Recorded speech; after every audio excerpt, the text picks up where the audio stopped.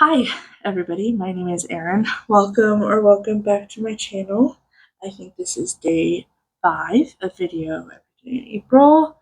I am filming this not on the 5th day of April. I'm filming it a little bit early, but as usual, as I say in these videos, I hope you enjoyed this video. I hope you enjoyed the rest of the videos throughout the month. Um, and yeah, I thought it would be quite fun, as I did a video on the 2nd, which, speaking about my forgotten about whips, the whips I don't touch, primarily because they are paper patterns. That kind of got me thinking about my paper patterns and like, what do I have in my stash? What do I have kind of waiting in the wings? And really thinking about if as I evolve and learn about myself as a stitcher, am I going to stitch these things? Is there a way to get them digitally? Is there, if that's the option? Or, I mean, primarily a lot of these patterns I think are physical, paper patterns, but I have a stack here. I'm not going to include magazines or cross-stitch books. I have quite a few of those. You'll see some videos in the future, like flip through videos of some of the cross-stitch books that I have. Not necessarily magazines because I don't have really anything current. I have like the 2024 Christmas magazine, but 2024 Christmas has already come and gone. So yeah, and not included in this pile are my tiny modernist patterns, because you'll see a video on the 7th that features all of my tiny modernist physical patterns that I have. So these are not really in any particular order, except that the first 3 that I have are all by the same designer, and that's the Blue Flower. These are booklets with multiple patterns in them. So I have Spring Forest Scrapbook Part 2. So it has these raccoons, that snail, this bear that is drinking something warm while in a leaf hammock, and then these sleeping foxes. So yeah, I like the other part, the one that has the hedgehogs and the deer and the grasshopper. But this is the one I purchased. I think these are small enough patterns that I will probably stitch them. Yeah, I think I'm still going to stitch these ones. I just love these raccoons with their little flower umbrellas. Next, I have Spooky Autumn Smalls, also by the Blue Flower.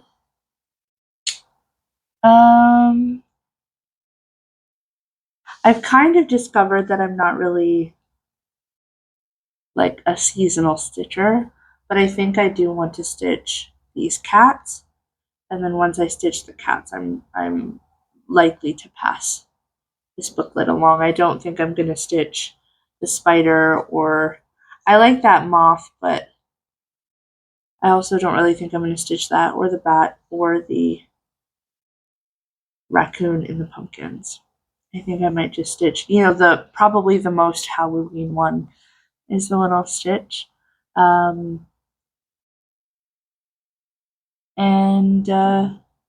Yeah. So this might be something that is up for grabs later in the year. Next is a pattern I've actually started, which I'm happy about, but this is Summer Squirrel. I love this guy. I like that this tiny little squirrel here is wearing a helmet. Safety first. I started this pattern. I'm not going to show it to you today because it'll be in my updates as I'm actively stitching on it. But it's one of my first stitches on linen. So that's quite exciting for me. I'm stitching it on, I think, a 32 count mystery linen. So yeah, I'm really enjoying that aspect of it. And I feel really happy that I've started a paper pattern. I haven't started a new paper pattern in a long time. So to start one, to kind of get it rolling out of my stash is great. Hopefully it doesn't become a forgotten whip. But I'm making really good progress on it. So I think it's okay. Next is an ink circles pattern that I have. I have Damask Square. I picked this up a long time ago because Caroline from Evertote was stitching this, and I think she finished it quite a few years ago now. And then I thought, oh, this would be great because I've had many iterations of wanting to start stitching on linen, and then I put like 10 stitches in and I don't follow through. This was one of those times. So I like this pattern, but I don't think I'm going to stitch it from paper. I think if I were to stitch it, I would stitch it from like a PDF. So I'm going to put that aside because I'm probably going to have that up for grabs towards the end of the month. Well, that was nice. This one is so cute. I'm so excited to start this. It's Strawberry Harvest, A Time for All Seasons, number 6 by Cottage Garden Samplings. The only reason why I haven't started this is because I really want to get the variegated floss for this. And I just haven't really convinced myself that it's the right time to get up with fancy floss. I haven't put an order on 123 Stitch in quite a while, so just haven't had the chance. But I love this bird. I love this bird. So cute. I can't wait to start this. And the pattern itself is, it's kind of intense. That strawberry is quite large, but I'll just take it slow. I'll take it slow and we'll get it done. So the next time I am inclined to place an order on 123 Stitch, I will kit the rest of that up and be able to get going. Despite not really being a Halloween stitcher, this pattern caught my eye by Teresa Kogut. It's Tabby's Halloween, and it looks like that. Similar to Strawberry Harvest, I do want to find a thread that will kind of give the same effect, that stripy variegated thread, although I believe this is charted with DMC and then Weeks Dye Works. And I've never used Weeks Dye Works floss before, so I don't know what it's like. But yeah, whenever I get around to really focusing in on finding an orange floss like that is when I'll start.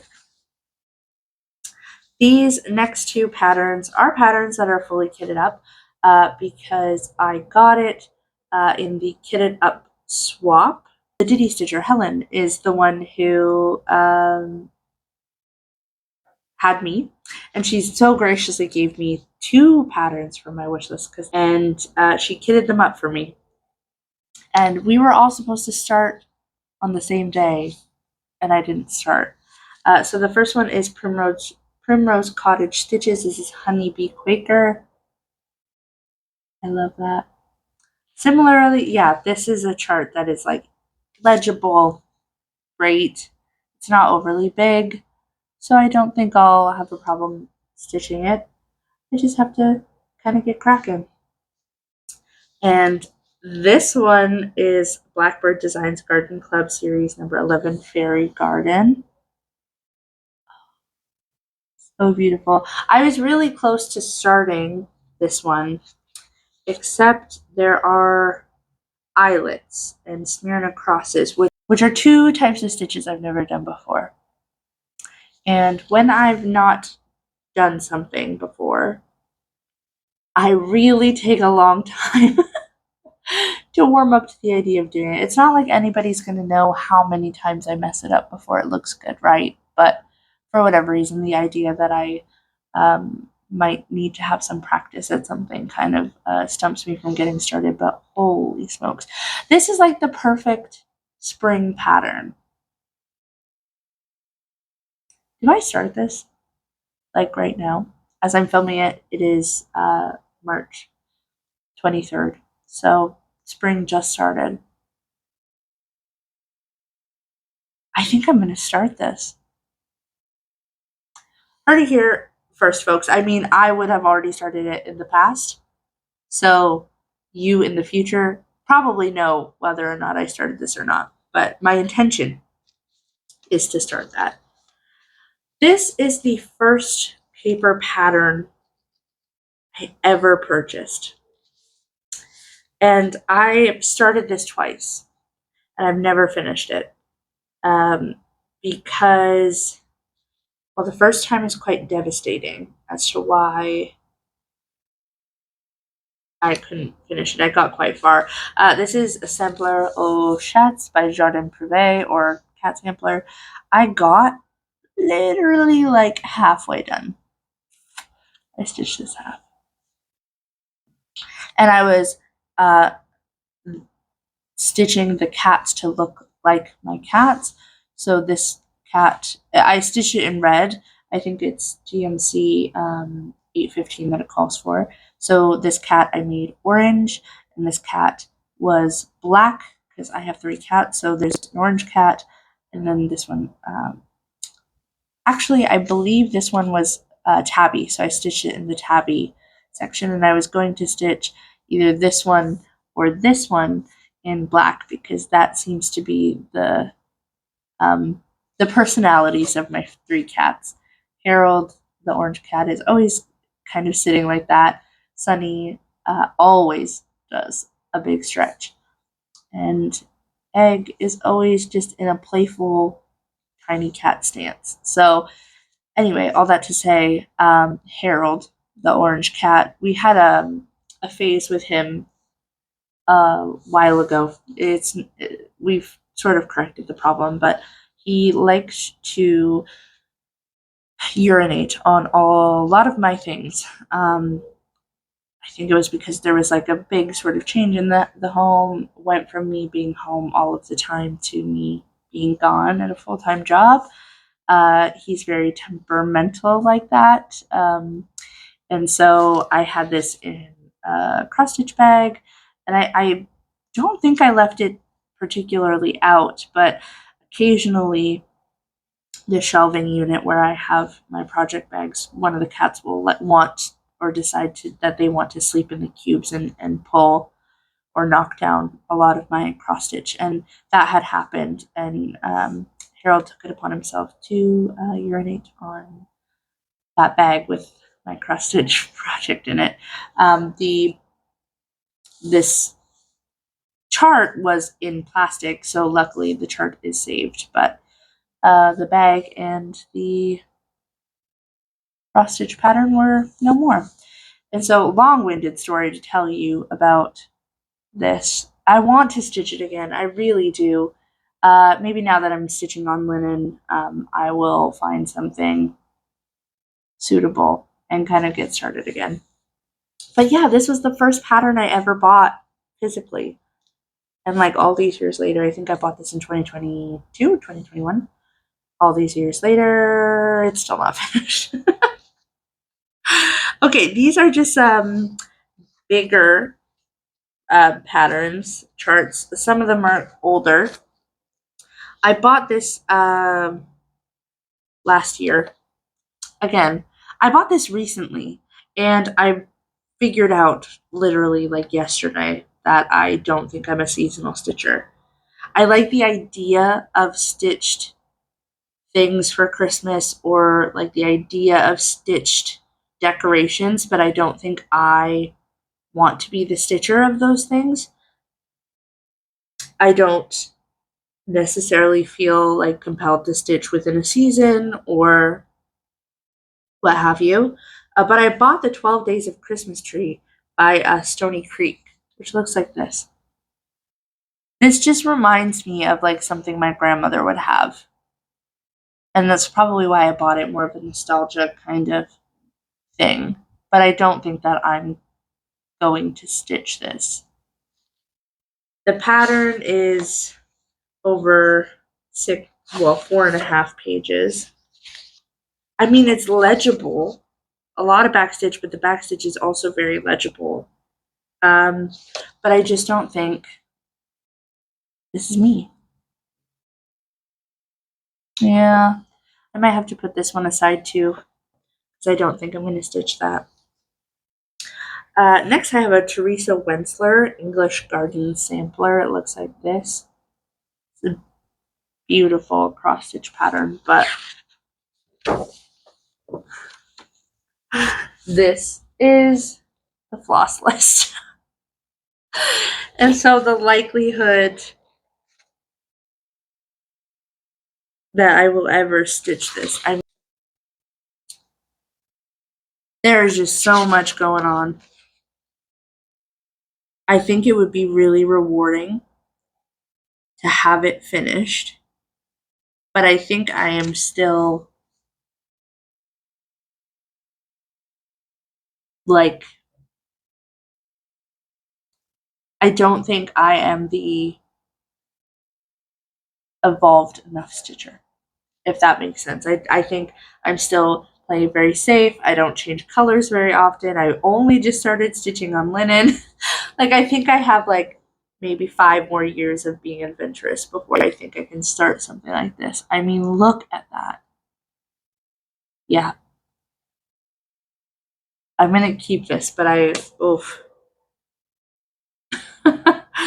That will be an incredible feat. These next things are in the plastic, so hopefully it's not too much glare for you. These were given to me by my mother-in-law from her stash. These are Marty Bell's patterns, a Pegasus publication. And this is called Summer Hill Garden. Look at that. Gorgeous. And then the next one is called Ginger Cottage. It's just beautiful.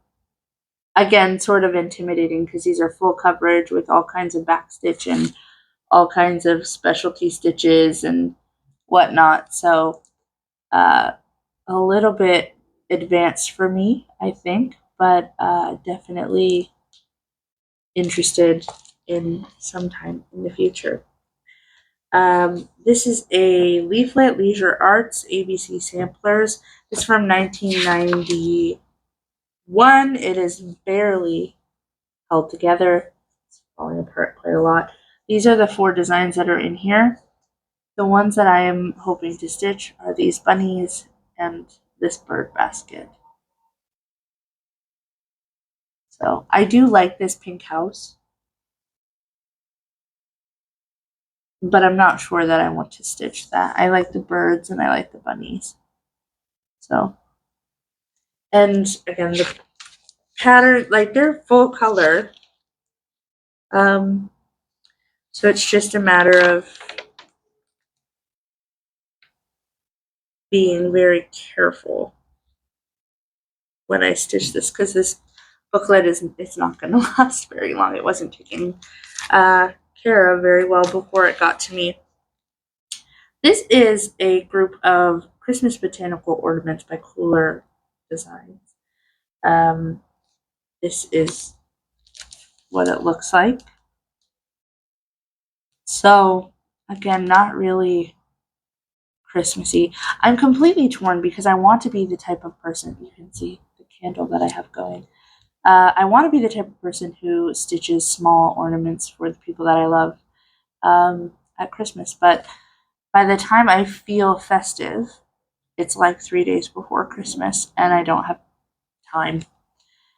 So I'll keep this, I think, through the summer. And if I don't feel inclined to pick it up to stitch any of them through the summer, then maybe I'll pass it along.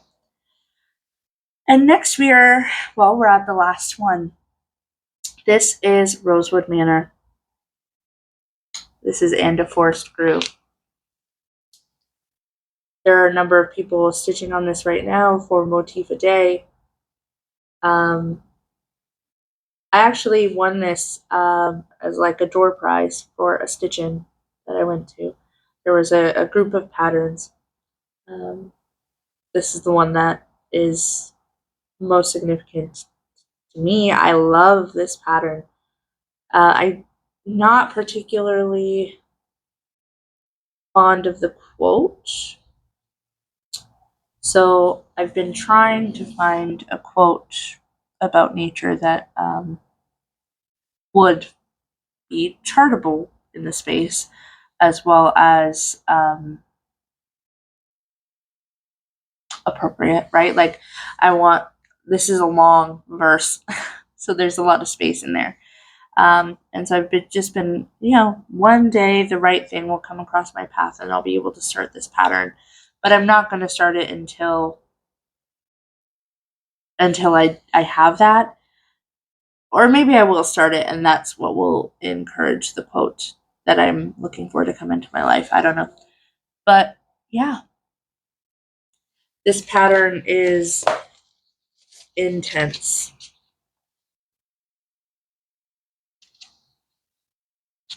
Also, it has a correction in it. So that is also something that I've never had to deal with before. The floss list in this is kind of bananas too. That is what it is. Crazy. So yeah, those are just some of the, well, almost all of the patterns that I have physically that I've purchased. And yeah, I just wanted to walk you through those, share those with you as maybe just a bit of something interesting more for me, as kind of my ideas about cross stitch are changing. And I've just been spending so much time looking at patterns for all of the videos that are on theme or specific patterns that I like, right? So cross stitch has really been on my mind, and I don't particularly think that I fall into a specific like niche of cross stitch pattern, but I'm just thinking a lot. And so thank you for indulging me. Thank you for going through my stash with me, my patterns.